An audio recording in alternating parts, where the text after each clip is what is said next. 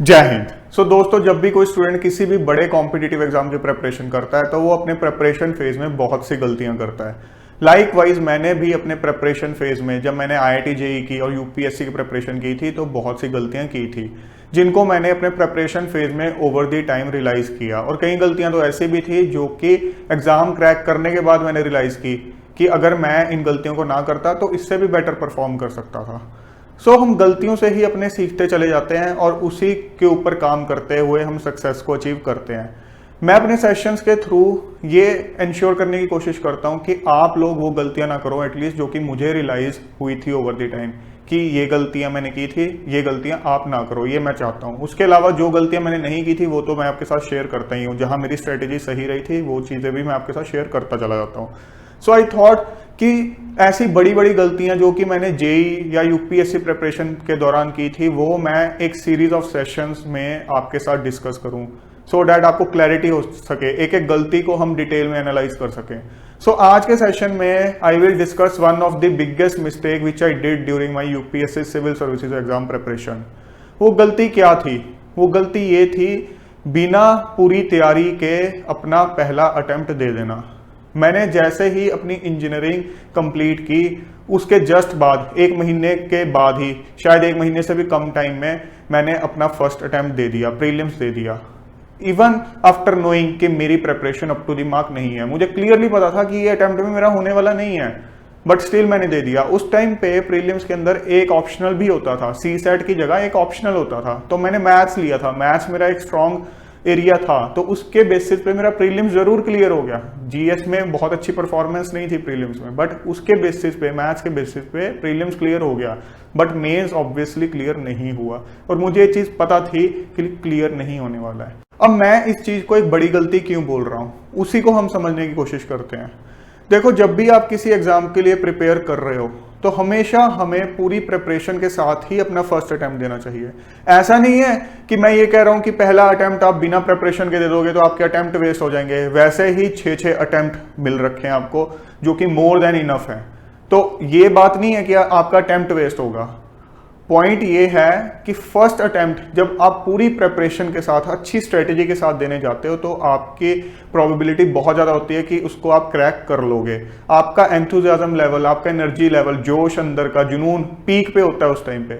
और जैसे जैसे आप ओवर द टाइम अलग अलग अटेम्प्ट्स में फेलियर्स फेस करते चले जाते हो, आपका वो एंथुजियाज्म, एनर्जी लेवल, जोश कहीं ना कहीं डगमगाने लग जाता है, अनसर्टेनिटी लेवल बढ़ता चला जाता है। हम एक डायग्राम के थ्रू, ग्राफ के थ्रू समझने की कोशिश करते हैं कि एग्जैक्टली क्या पॉइंट मैं कन्वे करना चाहता हूं।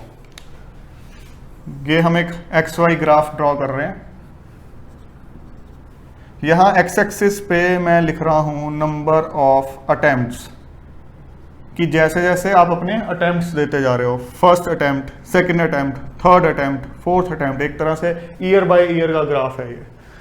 तो जो आपका इंटरनल एनर्जी है, जुनून का लेवल है, एंथुसियाज्म का लेवल है, वो एक आइडियल केस में ओवर द टाइम डाउन जाता चला जाएगा।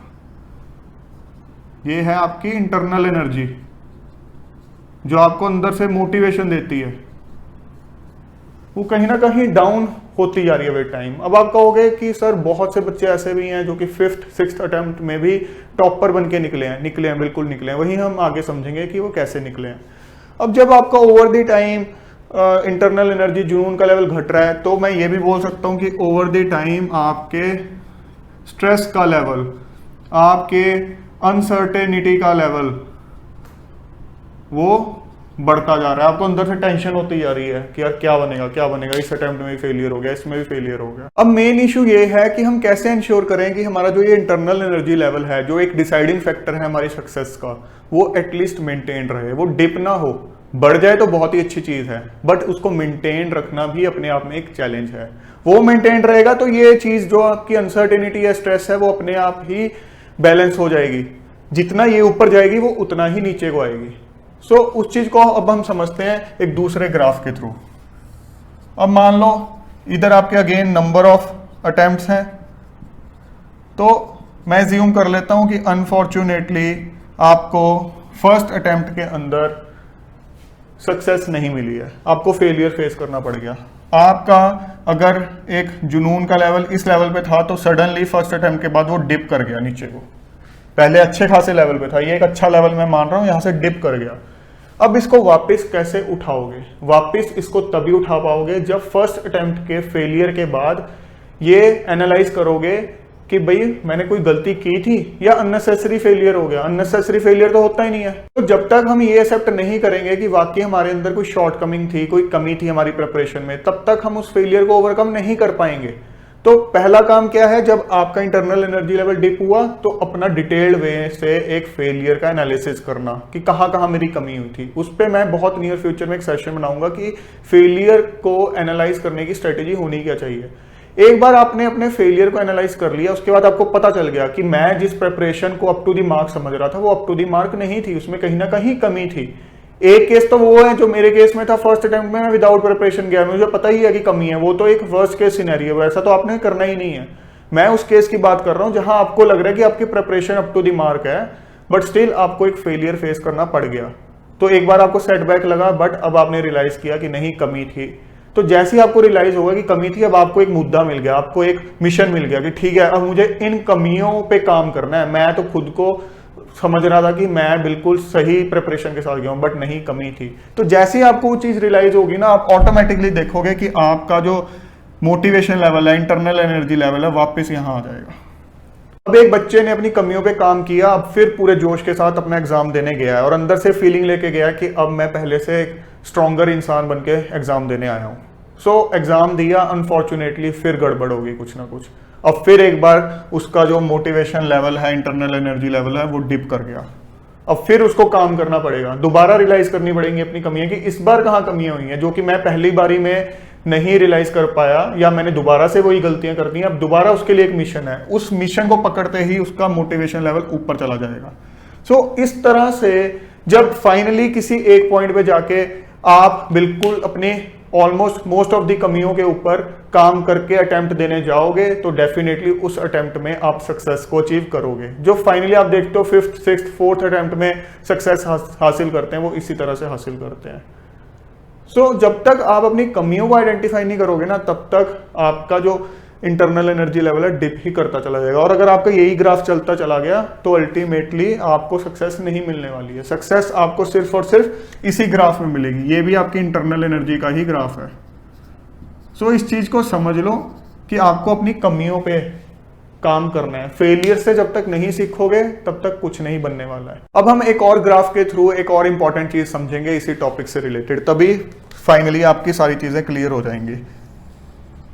अब इस ग्राफ में अगेन जो आपका एक्स एक्सिस है that is number of attempts, और यहां पे मैं डिनोट कर रहा हूं कॉम्पिटेंसी लेवल, कि किस लेवल की आपकी प्रिपरेशन है। मैं ये मान के चल रहा हूं कि यूपीएससी के एग्जाम को क्रैक करने के लिए आपकी इस लेवल की कॉम्पिटेंसी चाहिए। अब जो बच्चा इस लेवल की कॉम्पिटेंसी के साथ आया है, प्रॉपर स्ट्रेटेजी के साथ आया है, अच्छे से प्रिपेयर करके आया है, तो वो बच्चा फर्स्ट अटेम्प्ट के अंदर ही इस एग्जाम को निकाल लेगा। अब कुछ बच्चे जो ये रिपीटेड फेलियर्स फेस कर रहे हैं, उनका क्या इश्यू होता है कि उनको लग रहा होता है कि मेरी कॉम्पिटेंसी जो है इस लेवल की है, बट असल में वो यहां कहीं होते हैं। और ये चीज उनको कब रियलाइज होती है? पहला अटेम्प्ट देने के बाद। असल में उनकी कॉम्पिटेंसी है इस लेवल पे, उनको लग रहा है कि मैं यहां पे हूं। तो जैसे ही पहला अटेम्प्ट देंगे, उसके बाद अगर अपने फेलियर्स पे काम करेंगे, अपनी शॉर्टकमिंग्स पे काम करेंगे, तो सेकंड अटेम्प्ट आते आते उनका कॉम्पिटेंसी लेवल बढ़ जाएगा। अब भी उस बच्चे को ये लग रहा है कि मेरा कॉम्पिटेंसी लेवल अब एडिक्वेट हो गया, इससे ऊपर चला गया, बट असल में नहीं हुआ। तो अगेन फेलियर फेस किया, तो थर्ड अटेम्प्ट आते आते उसका कॉम्पिटेंसी लेवल अब कहीं जाके यहाँ पे मैच कर गया। सो जो बच्चे over the time failure face कर करके एग्जाम को क्रैक करते हैं, तो उनका ग्राफ ऐसा कुछ चलता है कॉम्पिटेंसी का, कि उनको बार बार फेलियर्स के थ्रू धीरे धीरे समझ आता है कि मैं कहाँ लैग कर रहा हूँ, और उन पे काम करते करते अल्टीमेटली वो इस चीज को टच कर जाते हैं। और जो बच्चे इवन आफ्टर रिपीटेड अटेम्प्ट्स भी क्लियर नहीं कर पाते, उनके अंदर कमी यही रहती है कि उनका ग्राफ यहीं कहीं रह जाता है, वो इस ऊपर जो competency level, adequate competency level required है, उसको टच नहीं कर पाता है। सो मैंने गलती क्या करी थी? मुझे तो पता ही था मेरा कॉम्पिटेंसी लेवल नीचे है, बट मैं अटेम्प्ट देने चला गया, और अपने ऊपर अननेसेसरी एक साइकोलॉजिकल इंपैक्ट डलवा लिया, एक नेगेटिविटी डलवा ली कि ठीक है मैं एक अटेम्प्ट में फेलियर फेस कर चुका हूं। वो कहीं ना कहीं चीज आपको अंदर से खाती है, चाहे आपको पता हो कि मैंने तो वो अटेम्प्ट जस्ट एक टाइम पास के लिए दिया था, जस्ट देखने के लिए, एक्सपीरियंस लेने के लिए, बट वो सेकंड अटेम्प्ट में आपको कहीं ना कहीं नेगेटिवली इंपैक्ट करेगी। फर्स्ट अटेम्प्ट आपने फुल प्रेपरेशन के साथ दिया है, फिर फेलियर फेस किया, फिर कोई इशू नहीं है, क्योंकि उस केस में आपने कुछ ना कुछ सीखा है। ये मेरे वाली आपने किसी ने गलती नहीं करनी है।